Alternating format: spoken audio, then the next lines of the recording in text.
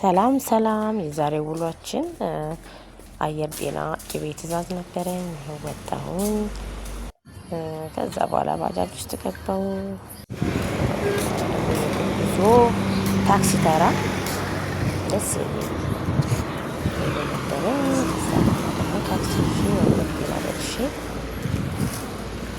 ከብዙ ጥበቃ በኋላ ብዙ ሰው ለምን እንደሆነ አላውቅም፣ ለቤት ውስጥ እኔ እንኳን ደውዬላቸው ቶሎ የመውጣት እንትን የላቸውም። ብዙ ጊዜ ዴሊቨሪ ችግር የሚሆነው ሰው ቶሎ አለመምጣቱ ነው።